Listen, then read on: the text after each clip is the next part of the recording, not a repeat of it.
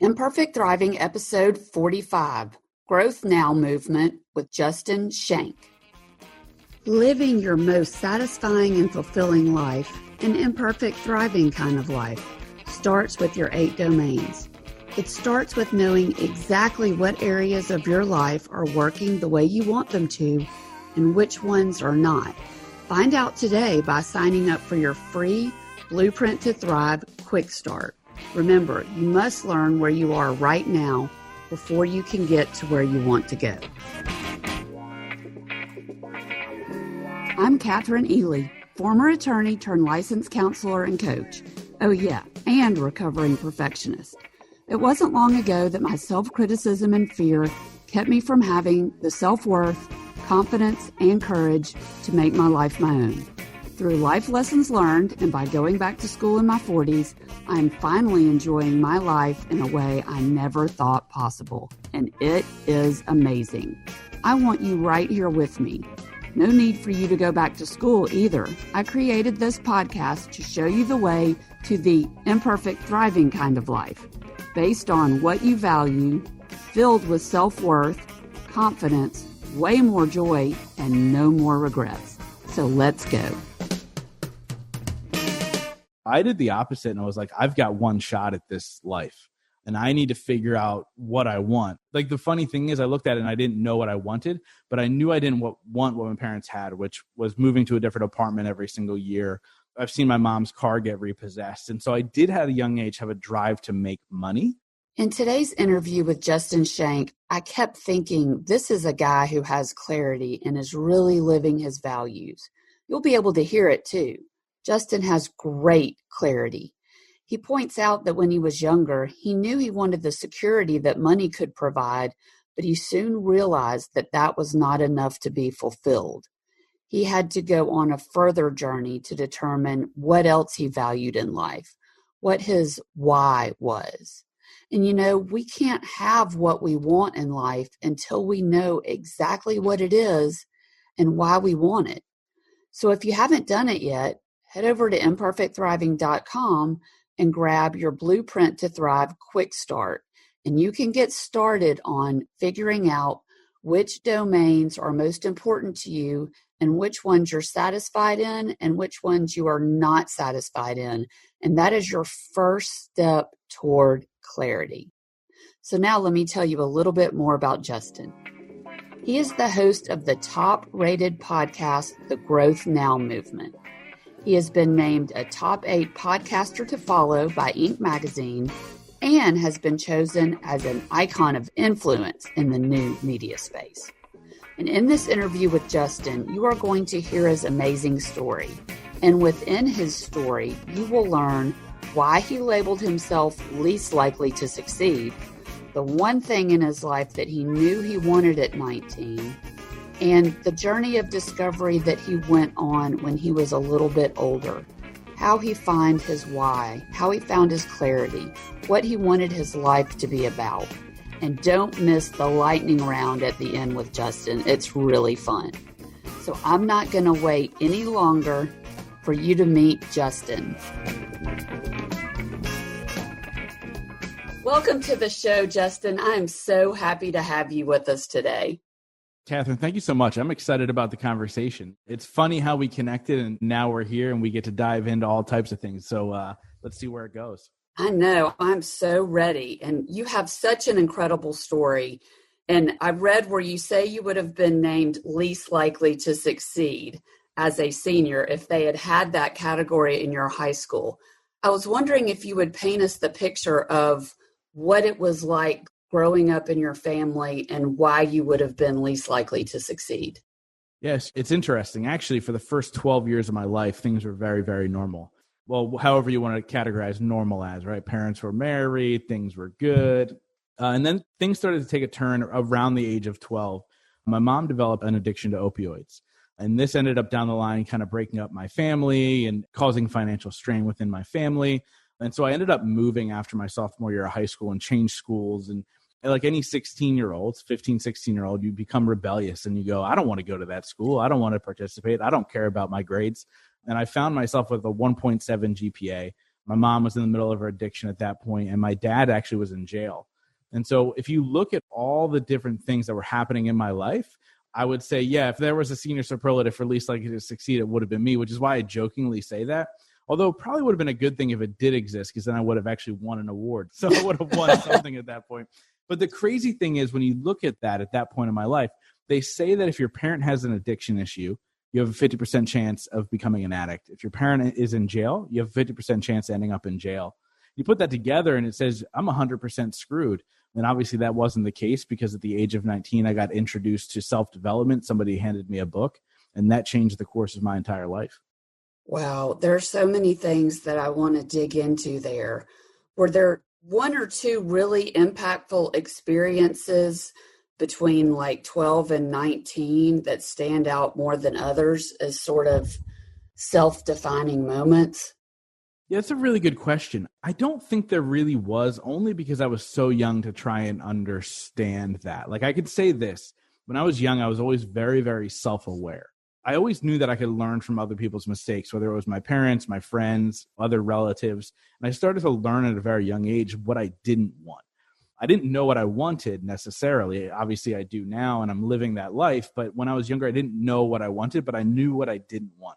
Now, I always preface this story with my parents were extremely good parents. They just made poor choices for themselves. And so I was very, very lucky from the standpoint of love and support from my parents were through the roof. And I think that's why I've become an entrepreneur, because they always approved of my crazy ideas. And they always thought that I could become something great, even if I didn't believe in myself. But I don't know if at that young age there was any defining moments.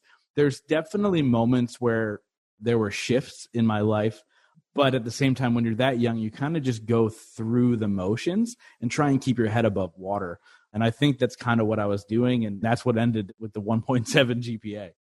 So, I mean, were you pretty much taking care of yourself throughout high school? No, again, my parents were still around, even though they had their things. There was about a year of my life that I lived with my aunt and uncle. And so when I lived there, because of the changing of schools and it happened so rapidly, I went and lived with my aunt and uncle at that time. And it took about a year for my mom to find a job up in that area for her to move up. But I wasn't really taking care of myself. I mean, if I were to be honest, I was a little babied. I was the only boy. I was the youngest. I was all these things. Part of what I didn't share, when I was 12 years old, I broke both my hips. And so I was catered to at a young age by my parents as well. And again, there were still those moments of like, I walked into the living room and my mom was on the couch petting a cat. We didn't have a cat. There was no cat. It was the opioids making her think there was a cat there. She would then yell at me for scaring the cat away. It was a really weird, what mom am I getting today? Right? Like, you never knew what you'd walk into. Was it the super supportive mom, or was it the mom who decided to take 10 Oxycontins today?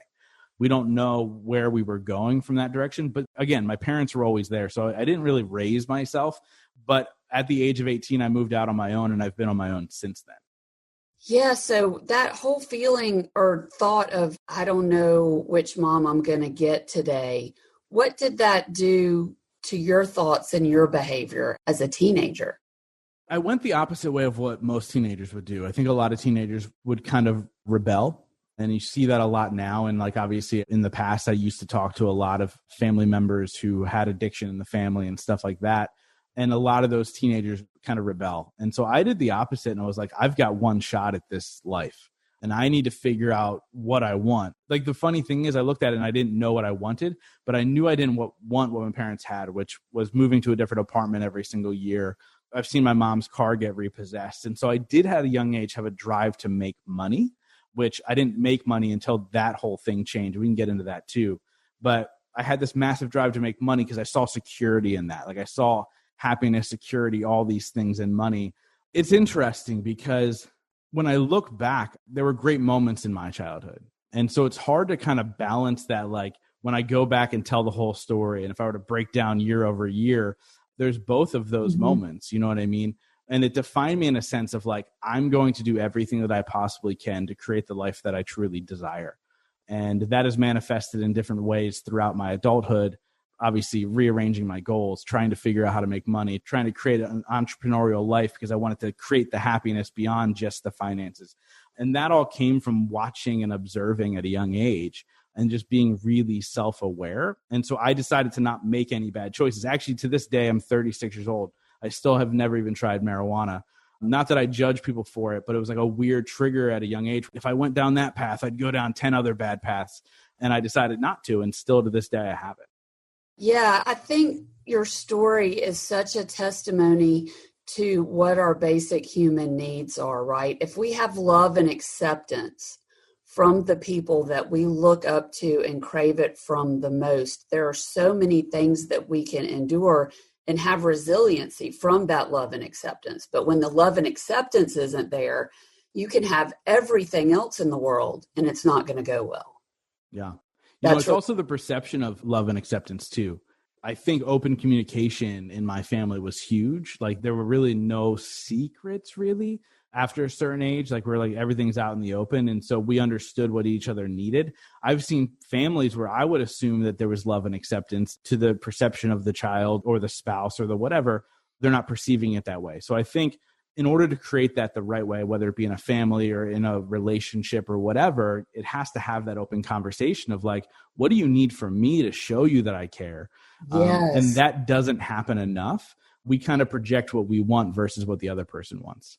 Yeah, absolutely. And I see it a lot with my clients too. If it appears to the child that a parent is more focused on results than unconditional love of the child for who they are, that's when we see a lot of problems, right? And communication is definitely a huge part of that.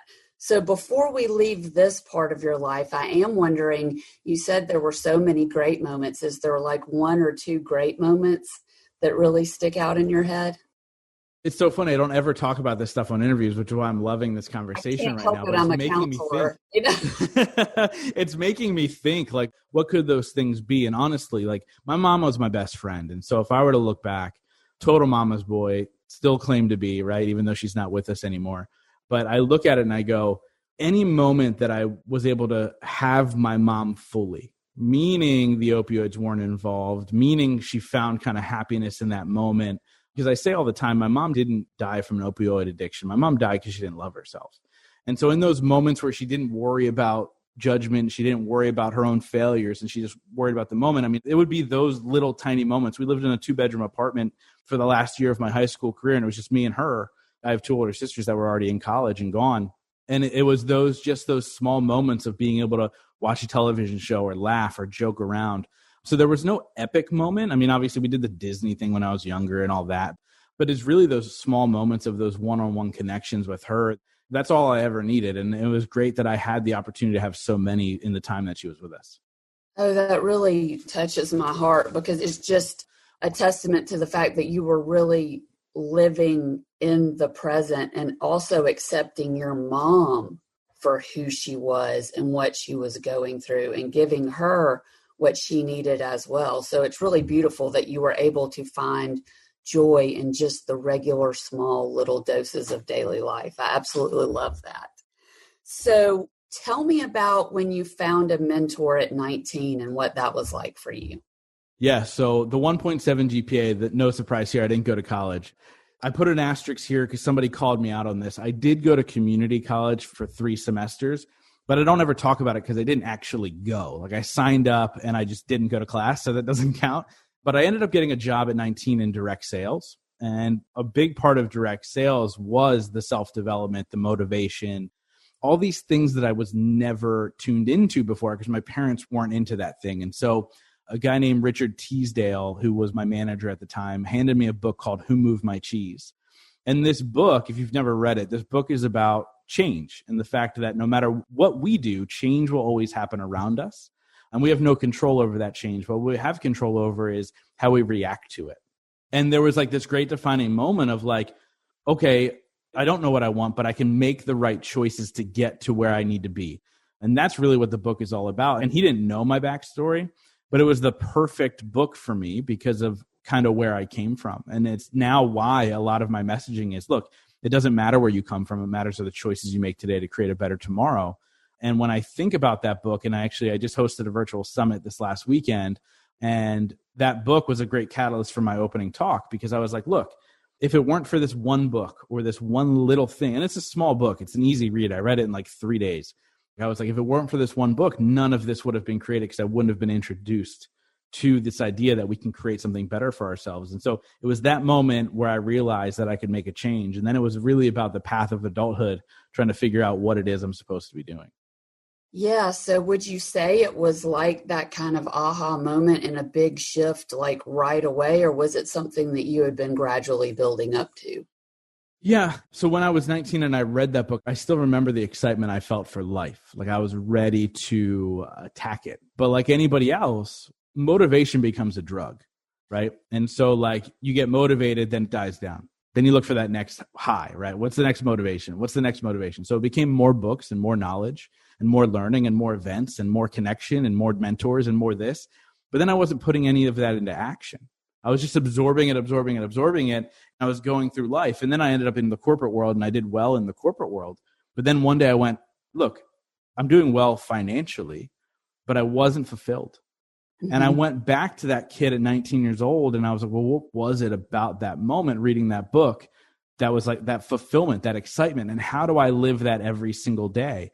And that's kind of at first what birthed the podcast, which then became about something else. But the idea with the podcast was it was excitement in creating my own thing, creating my own life, and also at the same time impacting others while I'm doing it. But up until this point, I had 3 failed businesses as an adult. And I didn't know how to do entrepreneurship. And so when I got to the podcast, the original idea was like, I want to interview entrepreneurs so I can learn how to do business better. That was the original idea for the podcast. And then 5 months before it launched was the worst day of my life. That's when I got the phone call that my mom passed away. And it changed the entire trajectory for everything in my life. Not in a bad way, in a good way. I became more empathetic. I became more understanding. The podcast went from being about entrepreneurship to how do we get out of our rock bottom moments and finding hope in those moments. And since that became the catalyst for all of these conversations that I've been able to have on the show, I've been able to become an entrepreneur. I speak all over the country. I have my own live event. And it's interesting because every single interview I do, I've done over 300 now. And every single interview that I do, I ask the same question at the end. And that is, in your life, what has been your biggest moment of growth? And the common denominator is it was the rock bottom moment. And I realize now when you look back, and yeah, it's 4.5+ years later, it's actually been, we're coming up on 5 years of my mom passing away. But you look at this and I look back and I go, it was that moment that changed everything for me. It gave me a path, it gave me a purpose and so much more. So what I'm hearing is, you tell me if I'm right or wrong, is that when you were 19, you determined, I want money because I want security. You knew right then that that was one thing you valued was security. But it wasn't until you got to the very bottom that you were able to see the other values that you had that you wanted to follow that was going to really bring you to this complete fulfillment instead of just this little slice of fulfillment in your life. Right. Look, we live in a world now specifically, especially with social media and all these things. Like we're told that you get the money, you get the nice things, and people are going to be like, oh, that guy is awesome. And there's a lot of that too. Like it wasn't just security. It was like at first I was like, let me become a successful entrepreneur so people can be like, oh, there's Justin, look at him. And then it was that rock bottom moment to make me realize it has nothing to do with that. It has nothing to do with money. It has nothing to do with what people think. And everybody has a different purpose or a passion in life. But for me, it's to create an impact greater than myself, to leave a legacy, to reach millions of people with my message in hopes that it shifts one little thing. And that's the journey that I've been on for the last 4.5 years. And I hope that I'm on for the rest of my life. Yeah, that's an amazing shift. And when that happens, it's like you become other-centered and the amount of joy, it grows exponentially, doesn't it? Yeah. It's such an amazing thing. So yeah, tell me more about your podcast and maybe some of your favorite interviews from your podcast. Yeah. So the podcast itself, like I said, it was supposed to be an entrepreneurial podcast. It became more self-development. And for me, I used it at first. And if you go back and listen to early episodes on the show, you notice that I'm asking questions that seem really heart-centered. And I hope that I'm still doing that now. But it was because I was learning. Like I was trying to figure out life from this place of sadness, this place of not loving myself, this place of not understanding the purpose of anything. And obviously come to find out from talking to therapists and all these things, why I felt that way about myself. And I've been able to do the work. But through these conversations, it was very heart-centered. It was about me. And a big shift was pretty early on in the podcast. Somebody reached out to me and said, Justin, because of you and because of your show, I decided not to take my life. And this was a moment at the time, the podcast wasn't doing a lot of downloads. It was doing like 120 to 150 downloads, maybe even less at the time.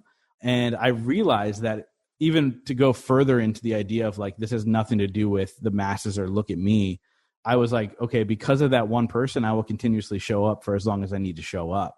And that's why I've had a podcast episode every single Tuesday for 4.5 years in hopes that there's a message for one person out there that they go, wow, right? And so that's really what the podcast is all about. Not only tips and tricks that people can put in their life to make it better, whether it's what habits do we have during the day, or how can we implement something into our business, or how do we improve our relationships, but also about the understanding that these people who the world admires through and through, because I've been able to have celebrities on and massive influencers and billionaires. So there's people that others look at and go, wow, I want that. They had their rock bottom moment too. And actually, as a matter of fact, a number of them, and we've talked about this on the show, a number of them are still going through hard times, right? I had a guy named Ed Milet on my show, and I talk about this episode a lot because Ed was a guy I followed for years, and he came on, and we've been able to become friends since he's been on the show. The first conversation him and I had, I finished the conversation by saying, let me know how I can support you in any way or help you. And he kind of paused, and there was a long pause, and he's like, hey, sorry for not saying anything. He's like, nobody ever asked me that. And he's like, as a matter of fact, there's people like me, and he started mentioning like Grant Cardone and these massive influencers that he's friends with. He goes, nobody ever asked us that. And as a matter of fact, a lot of the reason we're friends is because we pick up the phone and we tell each other that we love each other because we're there for each other. Like we don't have that normal interaction. And then he ended up talking about that on the show, and it was like this great connection. But we realized that even from the outside, if we look at something and it looks perfect, doesn't mean it's perfect. We all struggle with something. We all have a story. It's about taking what's happening for you in your life and turning it around and impacting others in the grandest way you possibly can.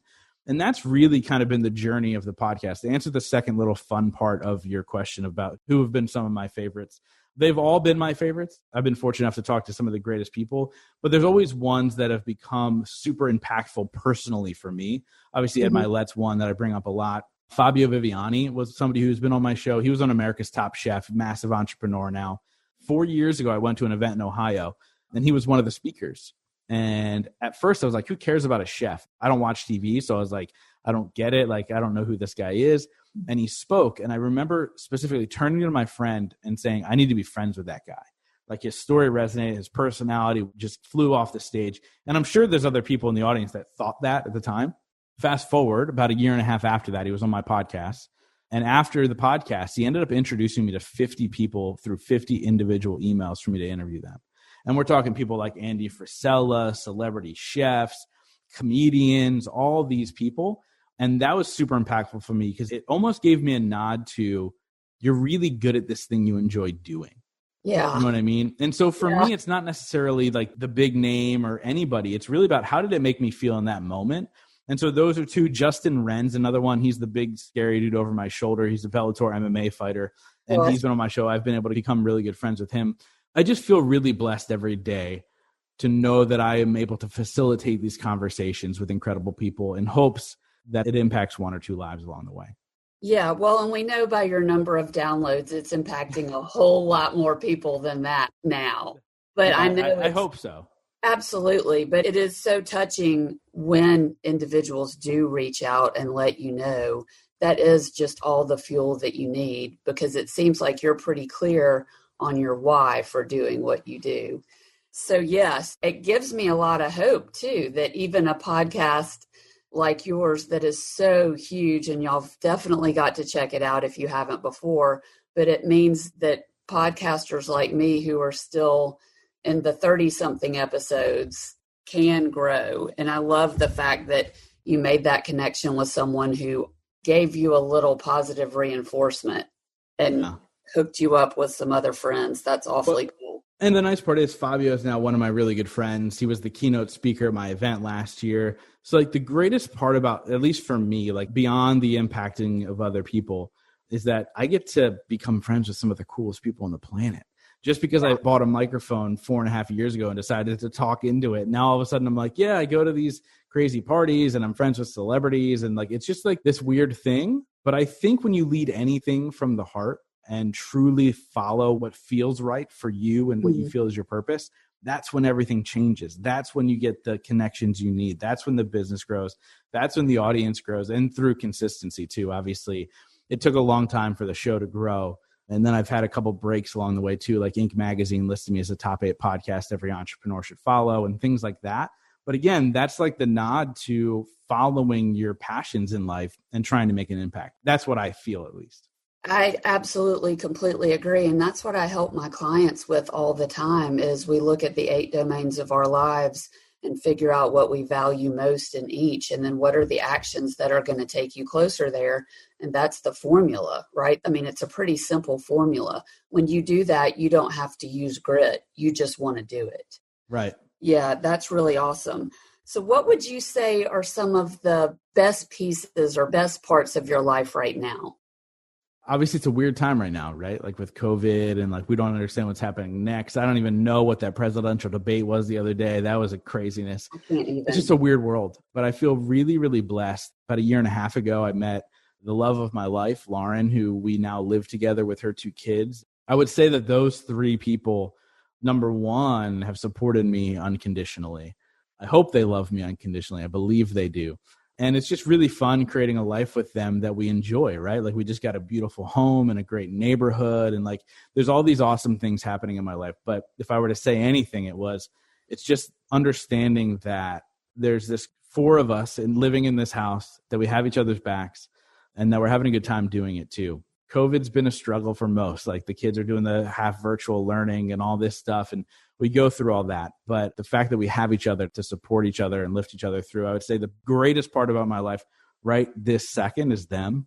If I were to talk business, I just wrapped a virtual event that I was unsure of doing because I'm about community and human connection. And I was like, how do I do that virtually? And I'm happy to say that we were able to create that virtually using an amazing platform online and being able to deliver great speakers and connection opportunities and stuff like that. So those are the 2 things, right? And then we go, well, let's just get excited for Christmas. That's a fun fact about me. I'm obsessed with Christmas. So that'll be the 3rd thing that I'm excited about, that we're getting closer to the season of Christmas. Okay. So yeah, a couple of things I want to ask more about there. Obviously, connectedness is one of your highest values. I mean, just hearing you speak about your loved ones and then what you like to do in the community. Tell me your favorite thing that happened or your favorite part of the event that you just had, and tell us the name of the event, just everything about it. Yeah, I mean, my favorite part about the virtual event that we just did was, for me personally, it was seeing my community come together for each other. Obviously, the speakers were amazing. There's just so much to it. But to see the community during this event that was live and the comments were just ripping through the side of the screen and they're typing and they're excited and they're connecting. And now I see that they're all friends on Facebook now. And like that, I think it was that one moment where you don't know. Like I hit go live and I had no idea what to expect. And I got nothing but love, support, excitement from them, human connection. So I think that was my favorite part personally, to see that happen. I got to be able to take some of my amazing friends as well and highlight them as speakers and put them out there in front of my community. So that's always fun too. But yeah, I mean, it was just really cool. So the event itself, the virtual event was called the Growth Now Summit, a virtual experience. Actually, I don't know when this will come out, but it'll be available for 20 more days if anybody wants to go and watch any of the replays or anything like that. And they can check that out. It's gnmlive.com/virtual. But what I'm even more excited about is COVID to stop and the world to open up and to do a live event again in 2021, which I call Growth Now Movement Live, right here in Reading, Pennsylvania. May of last year was the first year we did it. We had people come in from 16 states in Canada to attend. And I can only hope that we can recreate that magic here in 2021 when the world says, okay, you can do that now. Yeah, I bet. Well, it sounds amazing, and I'm definitely going to check more of it out. What was going through your mind? So I'm hearing that there was a little bit of nerves, a little bit of hesitancy right before it happened. Tell me a little bit about what kind of limiting thoughts your brain was throwing out at you before you hit that live button. Yeah, I mean, what anybody else would, right? Like the technology, how many glitches are we going to incur? Is this even going to work? But 2, I think more than anything, going into the whole thing and deciding to do it, I was like, I don't want to create another Zoom call. Like I was terrified that people would look at this as like another thing where they're just sitting in front of their computer for a day and a half, bored out of their mind. I mean, that was the number one thing. I mean, the second thing was the technical glitches. And then the third thing, I had this weird subconscious thing that I was like, what if the speakers don't show up? Like, it was like a weird, I know that's total BS I was telling myself, but I was like, what if they don't show up? This would be terrible. What am I going to do for a day and a half? I don't see that as weird at all, because that's exactly what our brains do to us. They want to protect us and keep us from harm. And part of that protection is emotional harm. And it's going to throw out all of the negative what ifs, whether they're logical or not, and try to get us to reel them in and get tangled up in them. Yeah, so it certainly tried. That's for sure. Yeah, absolutely. Okay, so now on to Christmas. Do you have a favorite Christmas tradition? Actually, my favorite Christmas tradition is that we don't have one. Growing up the way that I did, my parents getting a divorce when I was 12, tradition just went out the window. And then my sisters got married and had kids. There was no follow through with tradition. Now I live with my girlfriend and her kids. Last Christmas was the first Christmas we had together. We do something really funny. So on social media, from time to time, we'll post a picture that's a funny picture. And it's when you date a girl with kids, and it's like a goofy thing. So last year, we took a photo where they were all in matching Christmas pajamas and I was in different Christmas pajamas. And so it said, when you're dating a girl with kids and they don't get you the matching Christmas pajamas. We took a funny photo. So I imagine we're going to do something similar. So maybe that's my favorite tradition. I don't know. But I like the fact that we don't really have traditions. And we get to create our own joy in the holiday every single year. But for me, I mean, I'm already listening to the music. So like, people judge me. I don't care. It's only, by the way, what is it? October 2nd, October 3rd, something like that. I'm listening to Christmas music already. So the holiday starts now for me. I think right now we do whatever makes us happy, right? Whatever it is, we find it and we do more of it. Sometimes it's just that simple.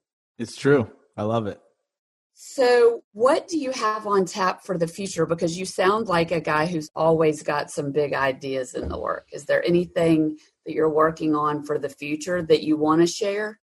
Yeah. So obviously it's always my live event. Like at this point, that's the kind of the heart-centered thing for me. But here's what I'll share.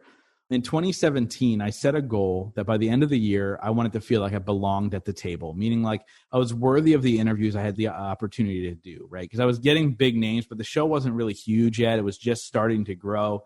And I was always nervous and unsure of myself. And by the end of that year, the Inc. magazine hit and said, you know, in 2018, follow this podcaster. In 2018, I said, by the end of this year, I want to be at the table, which means I want to spend time with these individuals beyond just staring at them through Zoom. I want to be able to kind of build relationships. By the end of that year, I was sharing an Airbnb with Justin Wren, the Bellator MMA fighter, Nick Santonastasso, who's like one of the top keynote speakers. He speaks on Tony Robbins' stage all the time. And Steve Weatherford, who's a Super Bowl and NFL champion or Super Bowl champion. And here we were, and I was like, oh my God, I'm at the table. In 2019, I said, I want to set the table. And that was the first year I had my event. In 2020, I said, I want to be able to be invited to other people's tables so I can share what I've been through with their audience. So I want them to trust me enough that they would do that. And actually just about a month and a half ago, I was on David Meltzer's podcast. And we're talking about like, he's had people like Cameron Diaz on and all these huge names. And so what's exciting for me is I set a massive intention in my life, not just goals, but intention. And it lies deeper than just money. It lies deeper than just getting more followers. It's really about showing up as my best self. And I set the intention right before I feel ready. I didn't feel ready to be on David Meltzer's podcast, but I knew I needed to be ready. And so I said, here's my intention. And I did the things I needed to do. And then a friend of mine, a now friend of mine, I met him and he goes, you need to meet David Meltzer. And then it just happened, right? But like when your intention is set, and you have a vision for yourself, the actions just take place. And so for me, that's kind of my next thing. I really want to be able to impact more people. And by being invited to people's shows, by being invited to people's events and being able to speak there and really kind of give as much as I possibly can to every single person.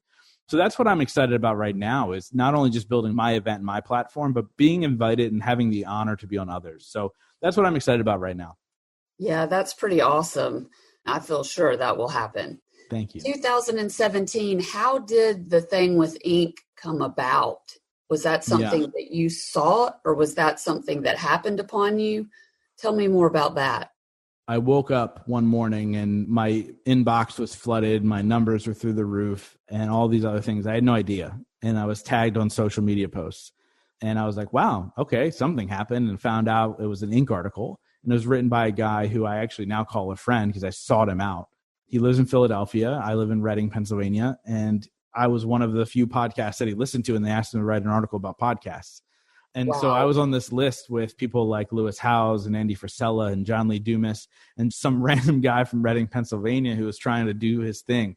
So that's kind of how that happened, which is crazy because I know that there's a lot of people now that you can like pay to be on these lists and all that stuff. And I've never done that. It was just by chance that happened. And since then I've been on things like Thrive Global and like all these crazy web pages. All of a sudden my name just pops up in the feed because I get notifications from Google.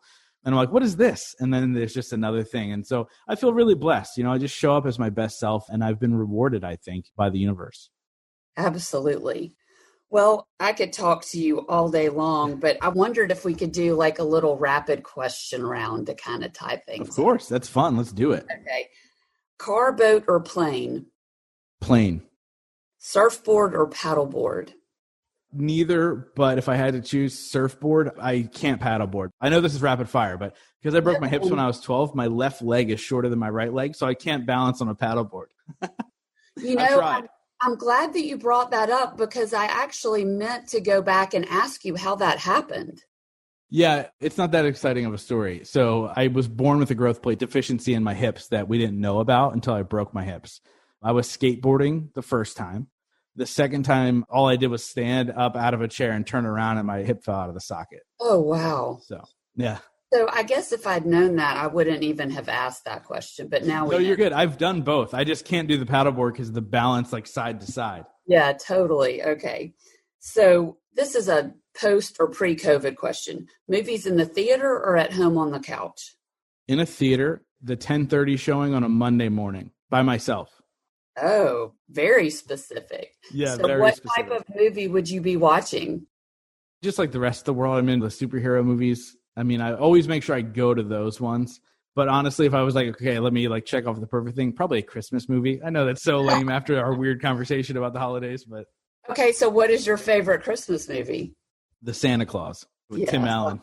Absolutely. I don't know how many times we've seen that series in my house. The place in the world that you most want to visit and why? That's a really good question. Germany. That's my heritage. So like, it's always kind of like somewhere I want to go. I'll probably be there once COVID happens, probably in the next year or so. Go check it out. I'm fascinated by the history of the country. And again, that's my heritage. So Germany would be my choice. Absolutely. Small dinner party or large cocktail party? Large cocktail party. For sure. Summer or winter? Winter, because of Christmas. It all comes back to Christmas, doesn't it? I'm painting myself as the weirdest guy you've ever had on your show. So. No, I absolutely love it. I feel like we're actually getting to know you a little bit. Twitter or Instagram? Instagram. I hate Twitter. I don't understand it really, but anyway. Well, I like to wrap up my show with the same question for each guest, and that is, what is one imperfect action we can all do today to get closer to our best lives? Specifically, here's what I'll say, and I don't know if it's necessarily a specific action, but something I do because I've learned it from every single person I've interviewed. Another question that I ask everybody is, what's your definition of success, and what are 3 things you do every single day to ensure that success for yourself? There's no common denominator with the first part of the question, but the second part is it was always serving themselves. And so the imperfect action is this. Make sure you do something every single day that fills your cup because we can't pour from an empty cup. And so go out there and do the little things in your life and don't skip it because you're more important than anything else. So you need to make sure you fill that cup, and anything that overflows is for everybody else, but make sure your cup is full. I love that. That is a perfect ending to this interview and a perfect ending to my Facebook challenge week, where I've been challenging my members every day of the week to do something small every day toward their mental and physical well-being. That is perfect. I absolutely love it. So Justin, tell us all where we can find out more about you online and how we can follow you on all your channels. Yeah, I mean, the best place, obviously, they're listening to this podcast. So wherever they're listening to this podcast, go search Growth Now Movement. They can find me there or on Instagram at Justin T. Schenck. So those would be the best 2 places. Perfect. I have enjoyed our conversation so much today. Thank you for being here. Yeah, thank you. This was great. Thank you so much for taking me to places nobody takes me. I truly enjoyed this conversation. Thank you so much. If you are enjoying this podcast, would you take a moment to go to iTunes and subscribe? It is so easy to do, and it would mean a lot. Imperfect Thriving is a part of the Practice of the Practice podcast network, a network of podcasts seeking to help you thrive imperfectly. To hear other podcasts like the Bomb Mom Podcast, Beta Male Revolution, or Empowered and Unapologetic, go to practiceofthepractice.com/network. This podcast is designed to provide accurate and authoritative information with regard to the subject matter covered. This is given with the understanding that neither the host, Practice of the Practice, or guests are providing legal, mental health, or other professional information. If you need a professional, I encourage you to reach out to one.